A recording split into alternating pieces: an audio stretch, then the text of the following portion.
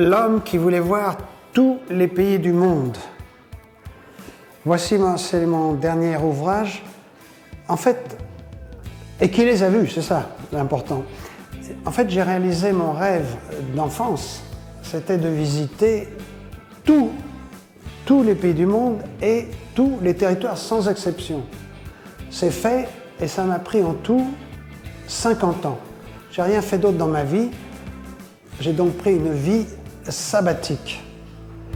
Je suis parti en 55, j'avais 17 ans, 10 francs en poche. Une époque, j'ose plus en parler aux jeunes, ils me prennent pour l'homme de Cro-Magnon. Il faut se rappeler qu'on n'avait pas la télé, pas le téléphone à la maison, pas d'avion en rédaction, c'est des avions à hélice. Il fallait un visa pour l'Espagne, l'Allemagne, l'Angleterre. Et en plus, on reconstruisait le pays de la guerre, on ne partait pas faire des tours du monde. Donc moi, j'ai cru que ça resterait un rêve. En plus, mon père n'avait pas un rond, parce que j'avais un gros rêve, mais aussi un gros problème, pas un rond. Je suis parti avec 10 francs en poche à l'époque, en 55.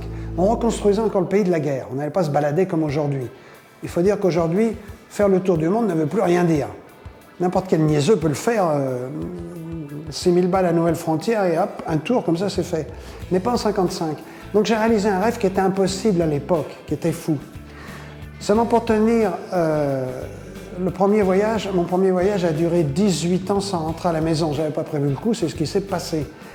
Et j'avais parcouru à l'époque 400 000 km en stop.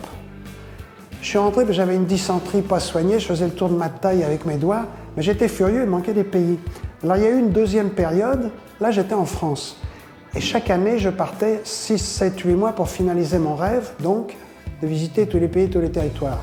Alors pour tenir dans des conditions pareilles, avec le dollar par jour, j'ai jamais dormi à l'hôtel, il faut être motivé. Alors au début, il y a le rêve, oui, mais on ne tient pas sur un rêve. Il fallait être très motivé. Ma motivation à moi, elle est toujours là. Aujourd'hui, comme à 17 ans, c'est une insatiable curiosité d'esprit. Dès que je vois une colline, je veux voir ce qui est derrière moi. C'est ça, la curiosité d'esprit. Mais en fait, ça va plus loin. Moi, pourquoi j'ai fait ça? J'ai mis une douzaine d'années à comprendre. À 17 ans, il faut dire la vérité, on fonce dans le brouillard. Hein. D'ailleurs, il vaut mieux foncer à 17 ans, après c'est trop tard. Mais en fait, je suis né avant la guerre. Mes premiers souvenirs de la vie, c'est la guerre. Mais pas la guerre à la télé, on n'avait pas la télé, mais on avait les Boches, comme on disait. Donc ce que j'ai fait, quand on regarde la carte de mes voyages, c'est pas un tour du monde, ça zigzague dans tous les sens, c'est plus un tour des hommes.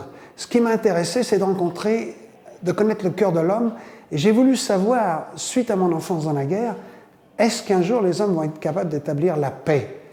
Alors ça a été ma quête, mon enquête sous-jacente, inconsciente. Bien entendu, à 17 ans, j'ai pas dit à papa, bisous, bisous, je reviens dans 18 ans, je vais voir si on peut faire la paix. Non, mais c'est ce qui s'est passé.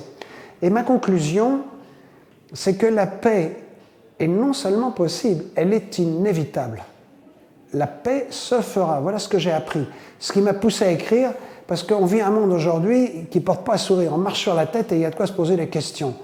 Moi, finalement, personnellement, j'ai été mis 7 fois en prison, j'ai failli me faire flinguer une douzaine de fois, j'ai été déporté. Le monde, c'est pas de la télé, pour moi, c'est sur le tas.